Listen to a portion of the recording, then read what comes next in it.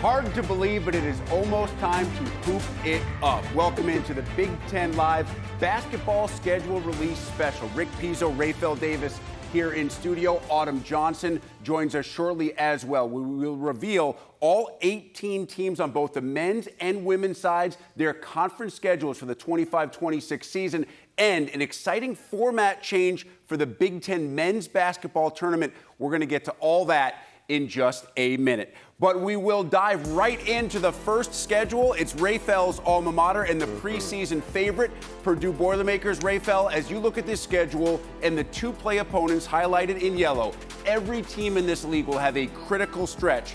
You're focused on the stretch for the Boilermakers from January 17th through early February. Oh, for sure, because you look at it. You got to go out west, play the LA schools. You know USC and UCLA will be tough this season. Then you come home. You got to go to play against Illinois. You got to go to Indiana. And then you think about going out east to Maryland. That is a tough stretch of the schedule. You think about the dog days of January. Think of the freshman Omar Mayer, first experience playing college basketball. He's going to have to be at his best. We know what we get from Braden Smith. You know what you get from Trey Coughlin and Randall on the block. But this point of the season, dog days of January, this is where the team died out last season. You bring in Oscar Clough, you bring back Daniel Jacobson, C.J. Cox makes his jump, Jakari Harris makes a jump. If you have a 4 or 5 win streak game in this stretch, you think about Purdue, they should be on chance to win this conference. If there is any team that should be able to handle that kind of stretch, it's a team that's loaded with veterans and guys who have played at the highest level, like Smith, like Lawyer, like Kaufman-Wren. Of course, the proof is in the pudding. Matt Painter and company not counting anything quite yet. One of the reasons why, Michigan State. They seem to always be there. They're your defending regular season champions. One of Tom Izzo's best coaching jobs of all time last year. They'll start on the very first night of conference play against Iowa. When you look at Michigan State, Rafael, what jumps out from the schedule? I mean, you look at that finish to the season. Those last 8 games, starting with Illinois, Wisconsin, UCLA, Ohio State, and finishing it out. That is tough, no matter where you are in your season. Michigan State could be sitting high, riding pretty, and you get to that stretch, it could all fall apart. But if you are going through a stretch where maybe you're struggling, maybe you're limping in the postseason, that stretch right there can fix it all for you. You win some games, you go on the road, you beat Purdue, you take care of UCLA, you take care of Illinois, you feel really good headed into the Big Ten tournament, headed into March. And it also will allow these guys throughout the season to build up who's going to be that guy. The only question for Michigan State this season, who's going to be the guy? We know the returning core with Fears, Cohen Carr, Cooper, Jackson Kohler. Who's going to be the guy to step up at the end of that game and can make a play and get a bucket for those dudes? A lot of conversation right now, both in East Lansing and from those who follow this team, that Cohen Carr is ready to make a quantum leap. Now, we know he can jump, but I don't mean that literally. I mean that figuratively, that he is ready to make a huge leap and become not just a high flyer, but a scorer for Tom Izzo and the Spartans throughout the course of this upcoming season. Of course, Michigan State, not the only team inside the Mitten State that is expected to contend inside the Big Ten. Rafael, you're a big fan of what Michigan has, and when you look at the two plays, those are always so important because you're going to play everybody in this league once, but you don't control who you play twice. Now you know who you're going to face twice. And I always say, sometimes the best team doesn't win the conference. You look at Purdue right now, maybe they should win the conference, but sometimes it's the best schedule. And when I look at Michigan's 2 plays, Ohio State, you don't know what you get from them, a team that hasn't been to the tournament in a few years. You think about playing your rival in Michigan State. This isn't the same Michigan State team that they faced last season. Maybe a hobbled Michigan State, a Michigan State that's figuring it out, and then the pesky Penn State team. If I'm Michigan and I'm looking at these 2 plays, I see 5 to 6 winnable games. And if you take care of your 2 plays, you're going to be in a really good position to win this conference. So I look at the schedule, I look at it through duration from the beginning to the end. I think Michigan got a really, really good draw for what they want to accomplish. I think Michigan's one of the more intriguing teams. Will be interesting to see how Dusty May uses this lineup. Of course, last year everyone questioned, can you play 2 7-footers at the same time and make it work? They made it more than just work. Now Vlad Golden, Danny Wolf off to new pastures. How does Dusty May figure things out as he has not just in Ann Arbor, but as he did with FAU as well. Of course, more on the men's side coming up with Rayfel in just a little bit, but let's dive into a few women's schedules. Welcome in our BTN women's basketball analyst, Autumn Johnson. Autumn, with Rayfel, I started with the preseason favorite at Purdue. Let's do the same thing on the women's side with preseason favorite UCLA. I know Corey Close has some new pieces, but Lauren Betts is back, the preseason player of the year. What stands out to you when you look at UCLA's upcoming conference schedule? Always the rivalries, Rick. You got UCLA facing USC twice, January 3rd, and then to close out conference play March 1st for some maximum drama. Take a closer look at the schedule, though, because down the stretch, UCLA leaves California just once when the Bruins take on their Michigan and Michigan State swing, making February a home-heavy advantage. But the headline, as you mentioned, Lauren Betts, I can't wait to see her take on the court with her sister, who's the #2 recruit in the country. No one had an answer inside for the Naismith in Big Ten DPOY at 6'7". She has great hands, great feet, works well around the rim, accompanied by Kiki Rice. Charlize Ledger-Walker is another guard in the backcourt that you have to watch out for. She will return from injury. And Gianna Neekins as well. She is also a three-point shooter. A lot of good pieces for this UCLA team. Yeah, we asked Corey Close about Charlize Ledger-Walker. We spoke with her earlier this summer, and they're very familiar with her from the old Pac-12 days and said if she comes back from injury the way that she played when she played against UCLA and actually hurt herself against UCLA in a game back in the Pac-12, she could make a huge difference for the Bruins. And of course, anytime you're talking about women's basketball in LA, you're also talking about USC. But this will be a very different look USC team for Lindsey Gottlieb after the injury to Juju Watkins. And I'm not saying that 2 games on this schedule are more important, Autumn, than any other 2 games. But when you look at that 2 play against UCLA, it's more than just the battle to own LA. Yeah, you know what? The Trojans once again get the luxury of hosting UCLA in the final conference game of the season. You saw at the bottom of that schedule a matchup that could have massive implications. And we saw this battle 4 times last season. And when it mattered the most, UCLA came out on top. But as you mentioned, it's a completely different squad without Juju Watkins, without Kiki Iriafen and Rhea Marshall. Who has the keys to the car? It is Kennedy Smith. She was a defensive nightmare, but I'm looking for her to step up on the offensive end this year alongside the #1 recruit in the country, Jasmine Davidson. And of course, we're worried about conference schedules right now, but don't forget USC also plays South Carolina before Big Ten play, and then UConn wedged in before the start and the restart of Big Ten play. So a big ask for USC without doubt.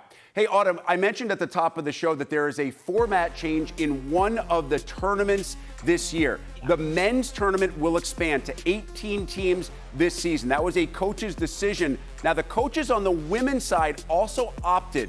They voted and chose to remain at 15 teams in the tournament this season. So, Autumn, that still means, just like last year, that the bottom 3 teams in the standings at the end of the regular season will not play in the Big Ten women's tournament. I know you have a little bit more insight on this after speaking with folks at the conference. Yeah, all Big Ten coaches supported keeping the 2026 tournament at 15 teams because the current format already highlights that depth and quality. Expanding to all 18 teams would put those top and middle seeds at unnecessary risk while actually hurting tournament resumes. And the numbers truly tell the story. I mean, you had 12 teams who made the 2025 NCAA bracket last year, and just 5 conference wins separated that 13 and 15 seeds. So keeping the field at 15 just protects competitive balance moving forward. So I really like this move.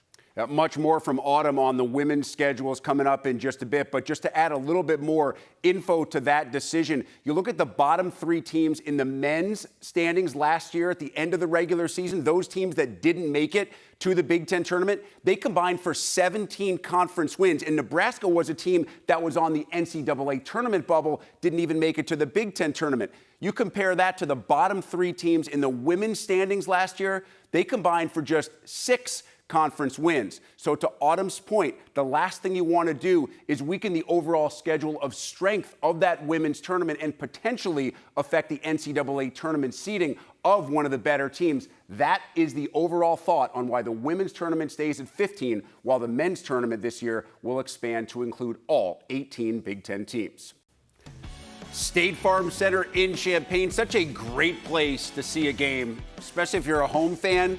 If you're a road fan and you're in the building and your team not playing so well, probably not as enjoyable. It is a really tough place to play. So Illinois wants to protect its home floor. Rick Pizzo back with Rayfel Davis as we continue to reveal schedules for the upcoming conference season. And you're focused a little bit, Rayfel, on not the games in Champaign, but the games that Illinois has to play away from home. Yeah, you just talked about that home court advantage that the Fighting Illini have at home. But I look at their road schedule, and I know they have a bunch of returners from Kylan Boswell, Benham Rickhouse, big Tomislav Ivicic down low. But when you go on the road in this league, you go to Purdue, you go to UCLA, you go to Michigan State, you need someone that can get a bucket. When that clock is running down, scores, the crowd is getting loud, you need someone you can get a basketball to, clear it out, and go get me one. Who will that be for the Illini? Will it be Kylan Boswell in his second season on campus? Will it be a guy like Andre Stojakovic transferring in from California? Or can it be big fella Tomislav Ivicic down low on that block with his brother Big Z?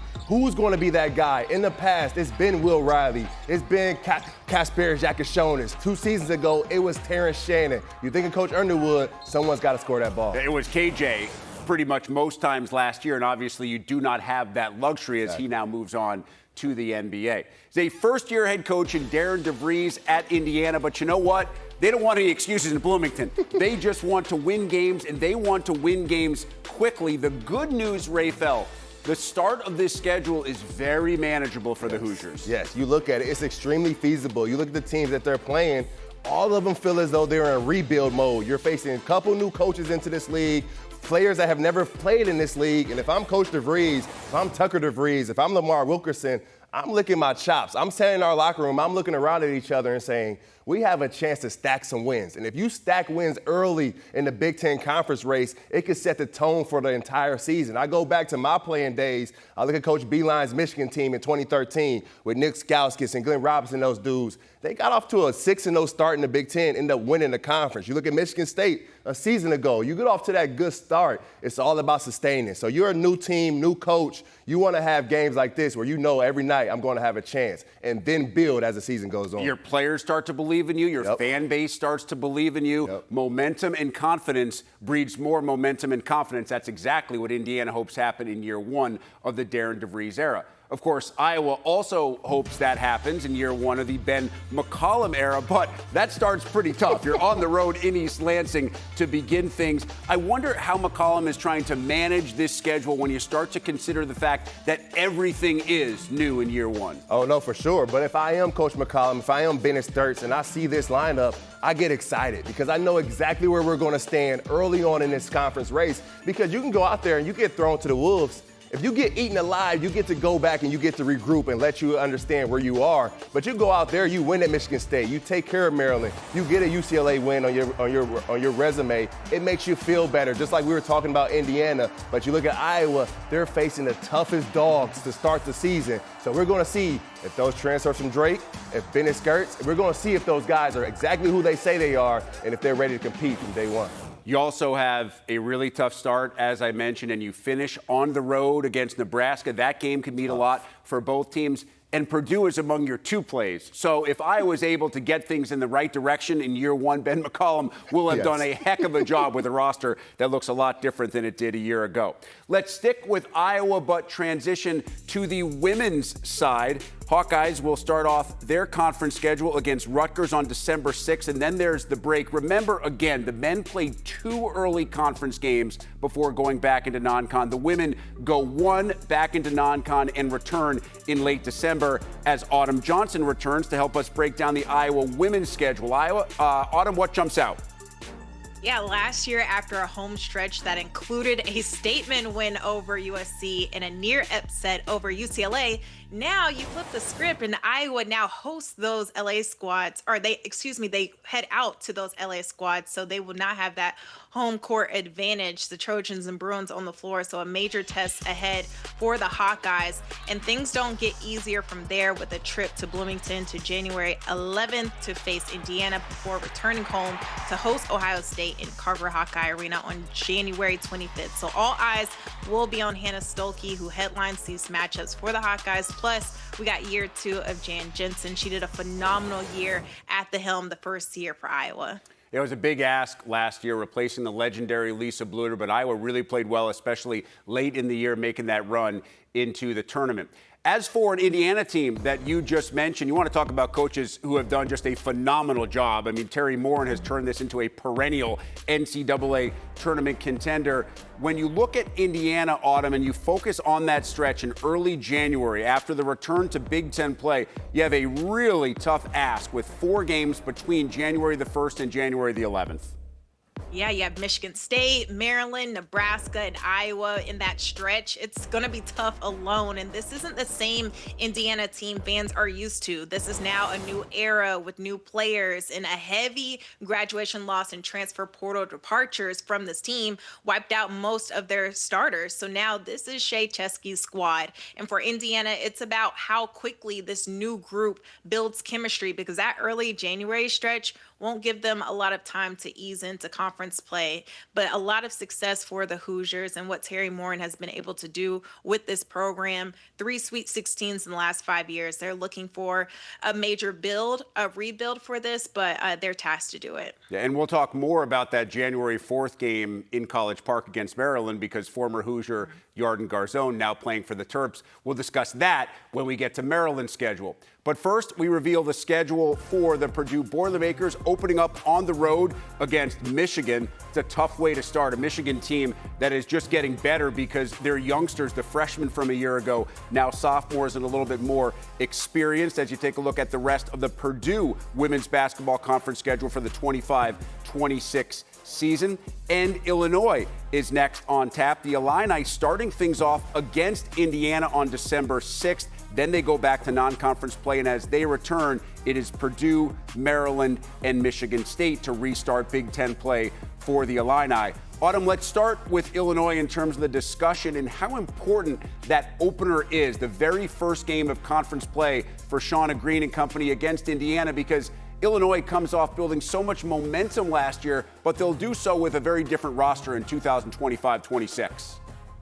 Yeah, that momentum came from senior leaders, and several of them have left due to graduation, which makes the Big Ten home opener against Indiana that first real measuring stick for this squad. A win there sets the tone moving forward and how they hope to stay in that upper half top tier for this season. And Shauna Green has quietly turned Illinois into one of the Big Ten's most consistent programs. You got 2 NCAA tournament trips in her first 3 years. That speaks volumes for itself. What about Purdue, a program that obviously historically remarkably successful, but has probably been a little bit less successful and more inconsistent than the Boilers would like over the last couple of years? When you look at this year's schedule, where can Purdue start to make some hay and return to its winning ways?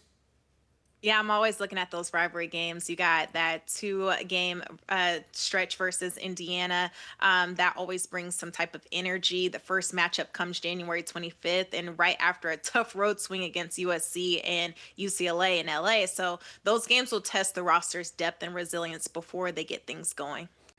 Some serious talent among the women's basketball returning scorers coming back to the Big Ten. Of course, Juju Watkins' status somewhat unknown. Lauren Betts, we know everything we need to know about the UCLA big. Kiyomi McMiller makes a move, not big in distance, but could be a huge impact for Penn State. You look at some of the other top returning scorers in the league this season.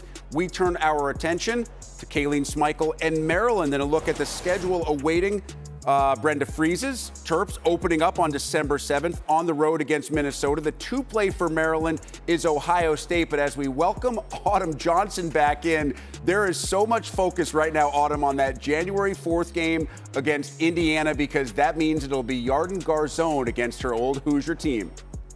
Yeah, as a journalist, I can't help myself with all the storylines that build up into, those former players facing their former teams. Yard and Gear Zone headlines the transfer jackpot that Brenda Freese was able to cook up once again. So facing Indiana January 4th, I will be locked into that one. And I truly believe the Terps have the talent to be one of the top teams in the Big Ten. Top 2, if that's not pushing it. But, because of the talent this squad retained, brought in, plus the return of Bree McDaniels, I really feel like this could be a squad that can make a lot of noise. And their LA swing against UCLA and USC will serve as that true temperature check for this squad. So until then, Maryland has time to settle in, build chemistry, and have that stride going by January, right when conference play starts to heat up for the Terps. Yeah, and that West Coast stretch, sandwiched by a couple of home games, really important games against Ohio State and Indiana, could be a critical 4-game span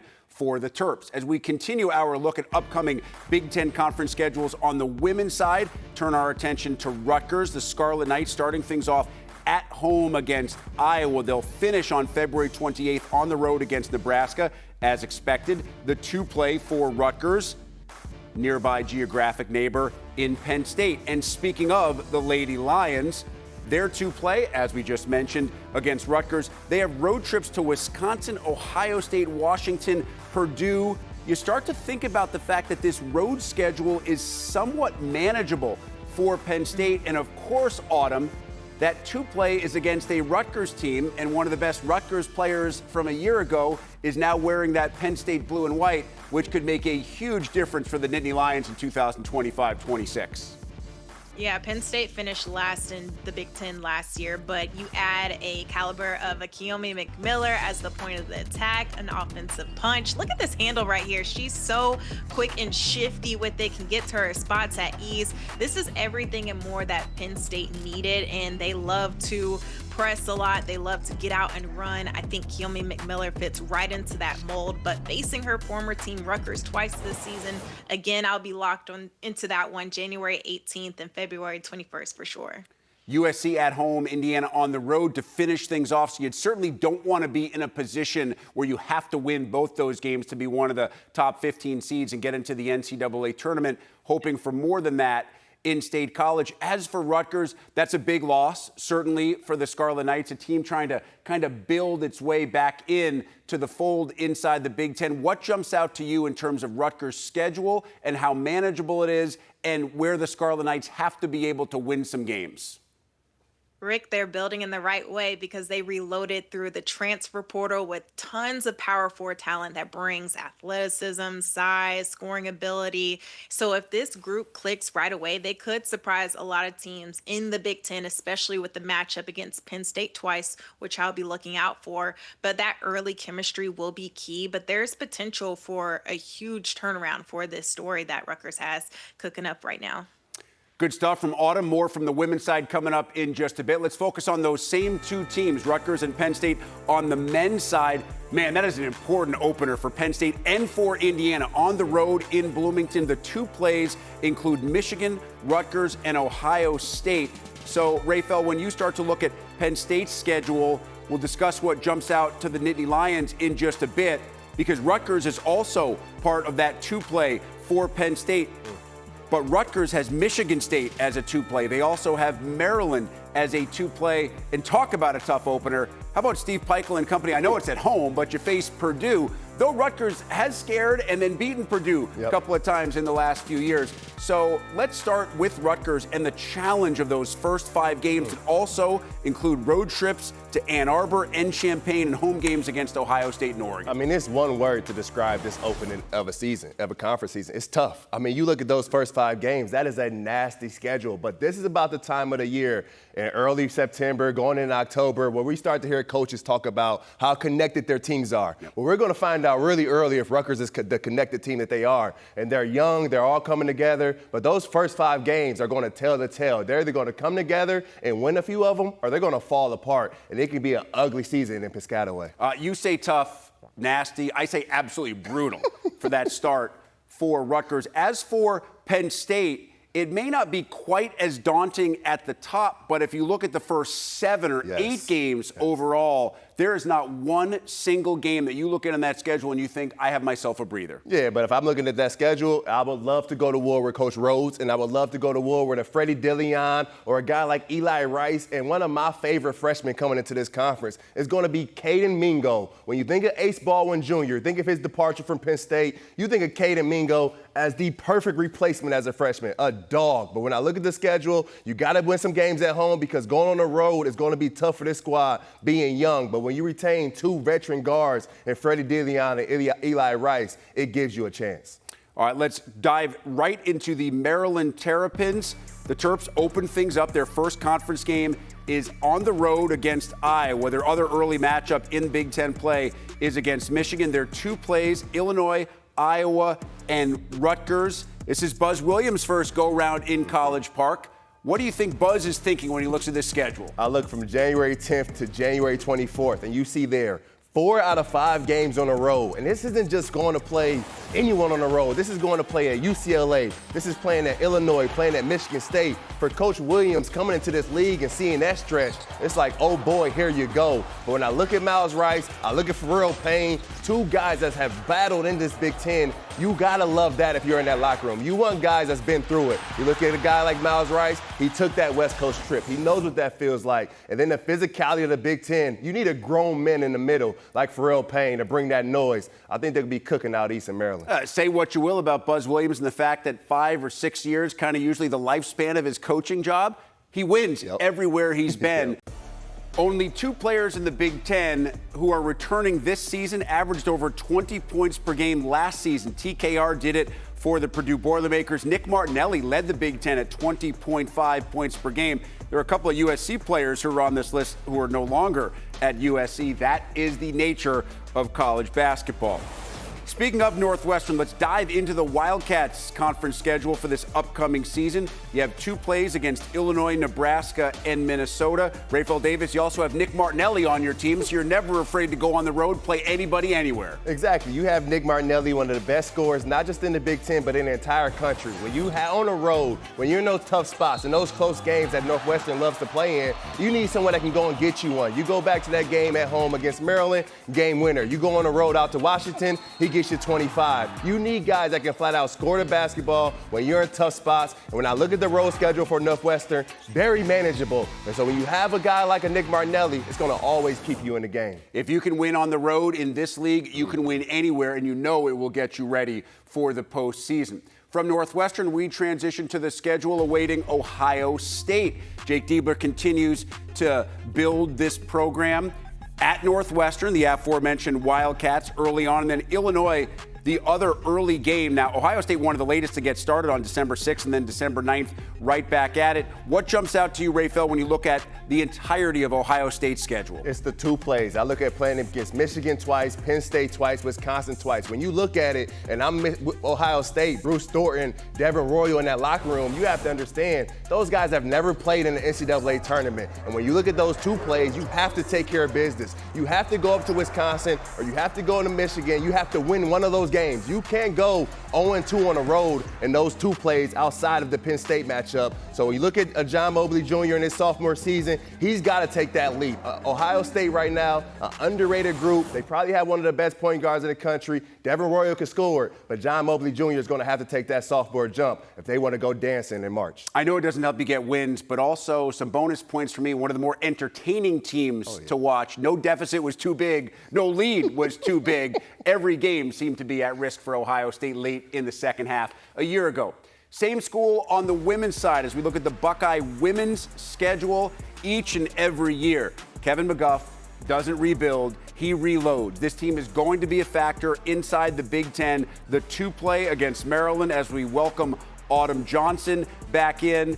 And that 2-play for Ohio State, Autumn, it kind of jumps out to you as well because it is Maryland this year and not Michigan. And you know what? Last year we got an overtime thriller, so sign me up twice for Ohio State versus Maryland. I love to see that.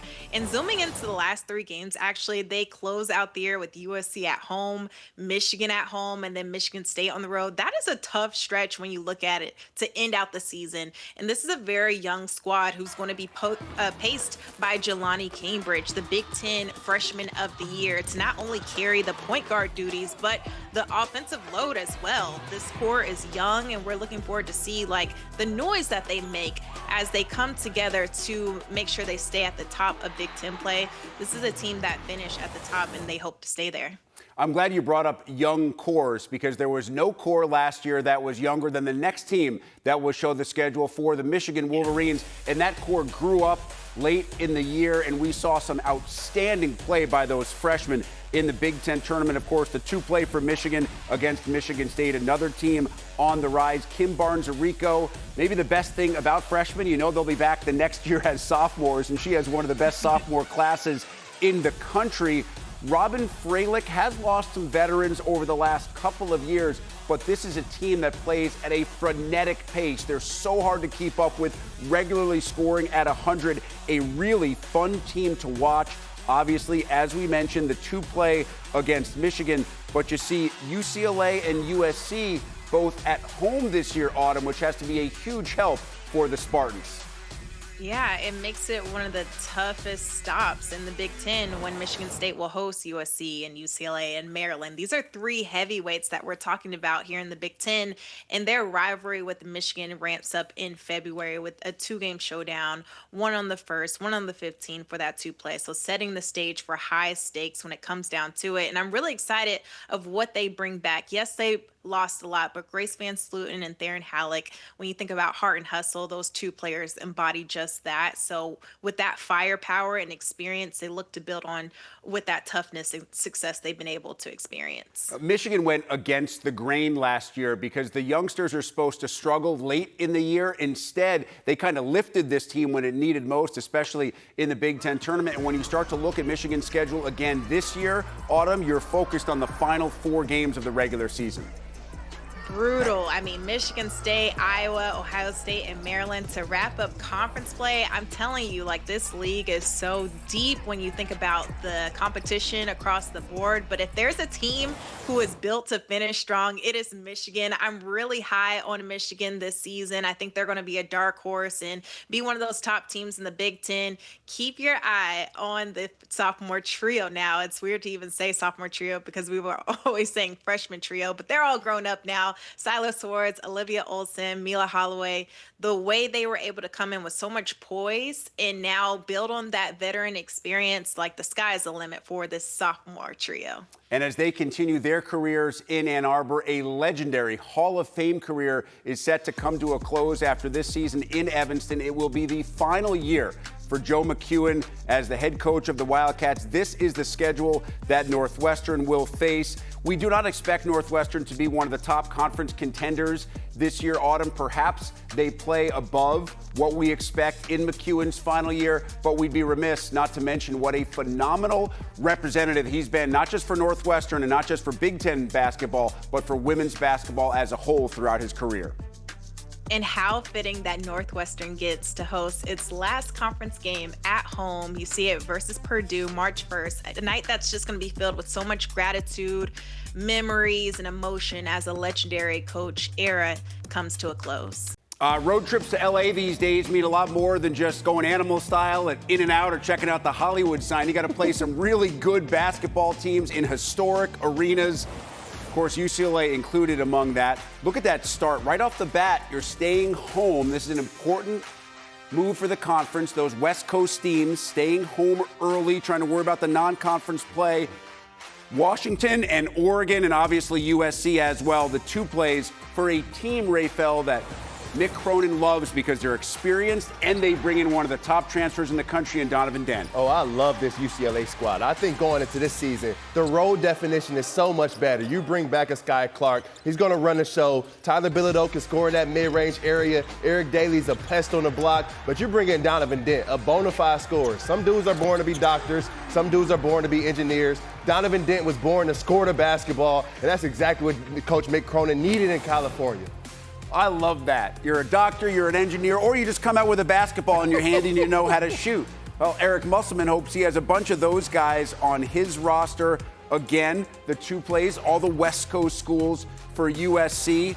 Rodney Rice, the guy. My guy, Rodney Rice. He's going to have to be big time this season because you look at it, and the guy that's going to be a potential draft pick next season, the freshman Elijah Arenas, is out right now. So you look at Rodney Rice, he's going to have to carry that load all season long. He's going to have to be a 16, 18-point scorer on the road and at home all season long. Chad Baker-Mazar is going to have to be there for the guys. But you look at Coach Musselman, you know he wants to run. You know they want to get up and down. But one thing I want to see out there at SC this season, I want to see him lock in on the defensive end. You can't give up 90 and allow 95. And only one trip off the West Coast from February 24th on the last couple of weeks of the season. Important for USC.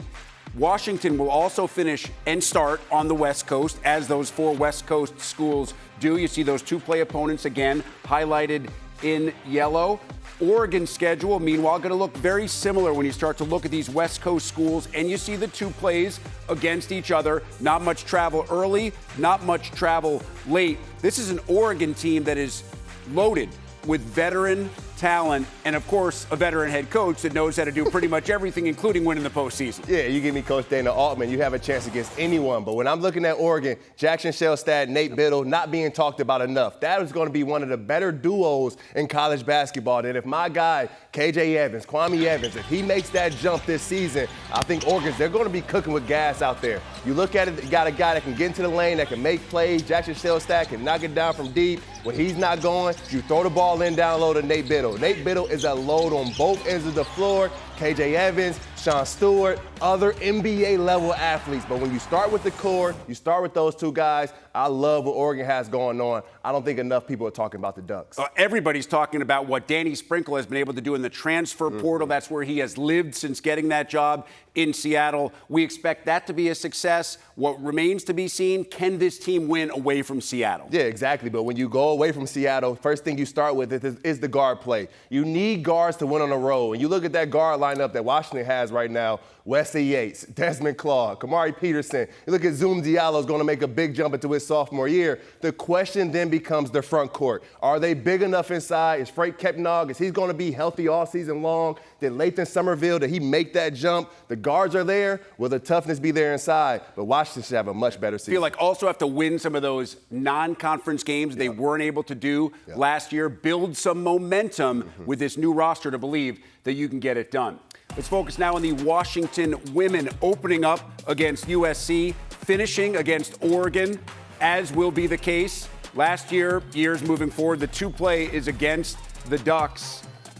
Speaking of the Ducks, team that made it back to the NCAA tournament last year after a couple of years of missing the postseason. They'll open up against UCLA, finish at home against Washington. Look at the remainder of the schedule for Oregon as we welcome Autumn Johnson back into the fold. Autumn, I know you're kind of focused on that end for the Ducks here because in addition to that home game against Washington to finish the regular season, prior to that, they have to go on the road to the Hoosier State to battle both Indiana and Purdue.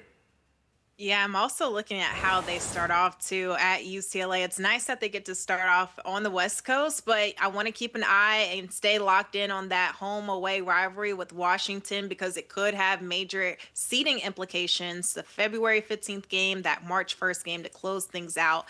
And as stakes gets higher, even those last 2 out of their last 5 games against Washington, they have to make sure they take care of business, especially without Adasia Kelly this season. Speaking of Washington, Tina Langley got this team back to the tournament last year. Ella Dean was terrific, one of the top returning scorers, and now she has some transfer help. Yeah, the rich just get richer. I mean, we're talking about one of the most dominant teams beyond the arc, leading the league in threes. Washington will open up conference play versus USC. And you see Avery Howe rocking that USC jersey. She will play her former team now on this Washington squad alongside some elite guard play with Ella Dean and Savia Sellers. So Washington, their schedule finishes very favorably when you look at the last 4 games on the West Coast. They got Oregon, UCLA, Nebraska, and on the road at Oregon. One final break. 3 schools still to touch on: Nebraska, Minnesota, Wisconsin. Schedules revealed for both the men and women coming up next. Time to reveal our final 3 women's schedule for the upcoming Big Ten season, starting with Nebraska. The 2 play against Iowa, first in Iowa City, then late in the season back in Lincoln. Huskers open up conference play on December 26th on the road against Penn State. Minnesota trying to have a year that is not defined by injuries, as last year was for the Gophers, a year of what could have been. The 2 play against Wisconsin, first at home, later in the year on the road. Minnesota opening up at home on December the 7th. First conference game of the year will be against Maryland. And finally, the Wisconsin Badgers opened things up at home against Michigan State. A really tough close to the year for Wisconsin. The second of their 2 plays against Minnesota, then a road trip out west to face USC and UCLA before finishing up against Iowa.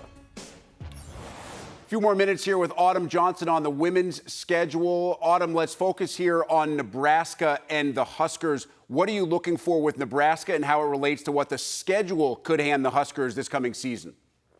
The fact that Nebraska has the luxury of hosting USC and UCLA and Maryland, 3 powerhouses, it's nice that these games are also very spread out. So excited to see what they do in these matchups as they look to eye their 3rd straight NCAA tournament appearance in these marquee matchups. Plus year 2 of Britt Prince. I can't wait to see the sophomore star be the heart of it all.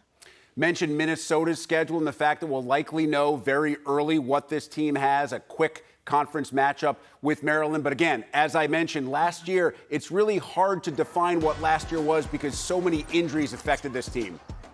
Yeah, Amara Braun's return after injury is going to be huge, but how about the freshman now coming in as a sophomore, and Tori McKinney, also Amaya Battle? These are Minnesota natives looking to put on for their state. The WBIT champions bring that postseason kind of confidence and plenty of scoring attacks moving forward. Last season, we saw this squad start off 10-0. That home opener versus Maryland's going to be super important when you think about going up against one of the top projected teams already looking to make a climb to start things off. Of course, their 2-play opponent, the border battle rival from Wisconsin. Wisconsin also has to face a really talented Iowa team this year. And I guess we have to wait and see what exactly this new-look Badger team will look like.